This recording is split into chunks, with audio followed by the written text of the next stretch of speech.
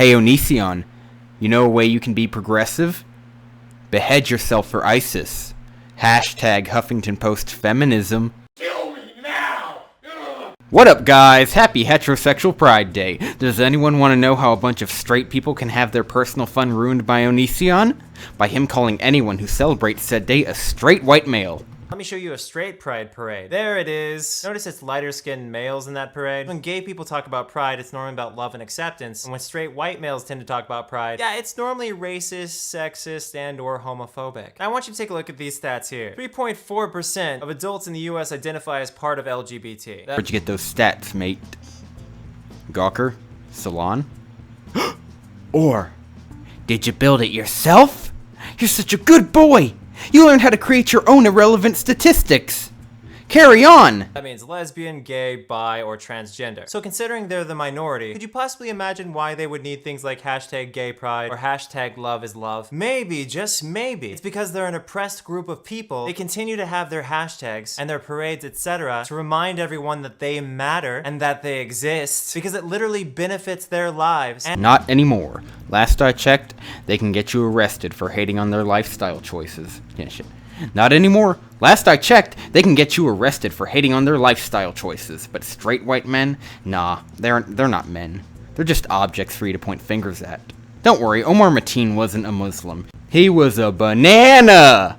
and their place in society. There are still people all over the country like this woman, poorly treating gay people simply because of the way they were born. Now, let me ask you this. Have you ever tried to marry an adult of the opposite gender, and the clerk you went to refused to let you two get married because of some made-up moral obligation? No, you never heard of that happening to two adults of opposite genders who were both single? You never heard of them being rejected? Oh, that's right, because straight people are rarely, if ever, oppressed. Last I checked, you making this video is you trying to oppress them. And you're not straight. You're what they call a closeted faggot. And last I checked, being denied someone's personally made cake isn't an oppression of gay people, because you don't get to choose what they do with their shit. You wouldn't be angry if a gay couple decided to deny them straight freaks based solely on their sexuality, right? Would you? Because you're, what was the word? Oh yeah, a hypocritical hipster faggot who can't even begin to lick the scum off of my boots, let alone know what it means to be oppressed. Wasn't it you who violated the rights of your girlfriends? They were the oppressed, right? You don't get to be oppressed by proxy of sticking your 2-inch vegan stick into them.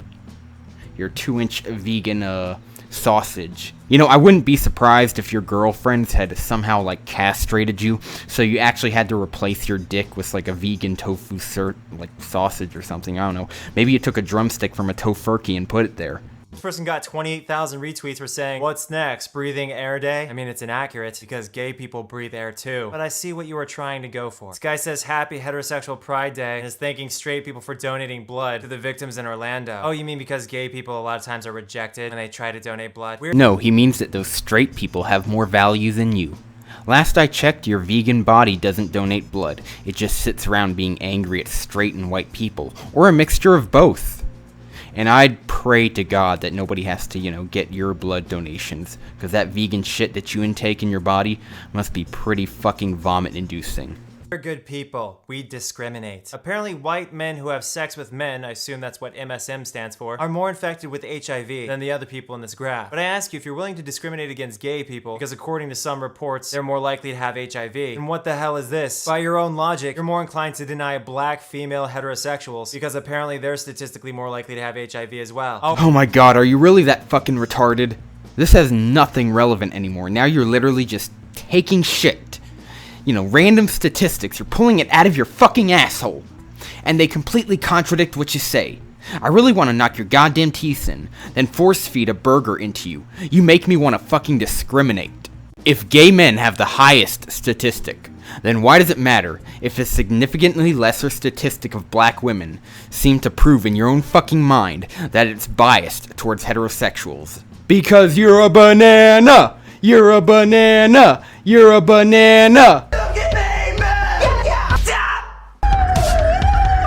Oh, but you wouldn't wouldn't do that because black people are born black, whereas gay people are, oh yeah, born the way they are as well. So what the hell? It's just another example of oppressing homosexuals. Here's a person obviously being sarcastic, their actual point being that it's a lot easier to be straight in the modern world. But no, we need a pride day because we don't have enough privilege. Yet another person pointing out that it's a lot easier being straight. In fact, the easiest sexuality is probably being straight, unless of course you consider people that don't have sex at all, in which case those people don't even have to deal with the threat of STDs. If it's so easy and they don't have to deal with shit, why the fuck do you have people like Milo Stewart calling all white cisgendered straight males oppressive? Does this mean you're oppressive?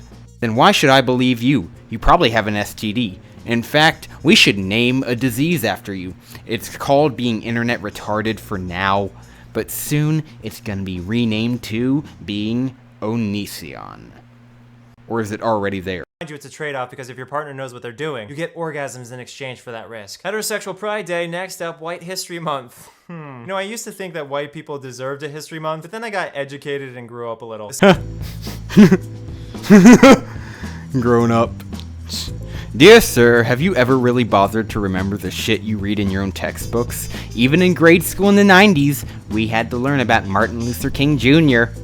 Not from some random crack-dealing whore on the street, but from actual textbooks approved by, people like the PTA. Besides, when you look into the history of white people, there's a good chance you're gonna find some things that you don't like. Like, OMG, who's this guy? Didn't this white guy murder like millions of people or something? I'd rather not go into it right now. But at least there's Abraham, no, not Lincoln, the other Abraham, that guy that was gonna kill his son because some voice in the clouds was telling him to. That's not insane. But his son was white, and white people aren't oppressed, right?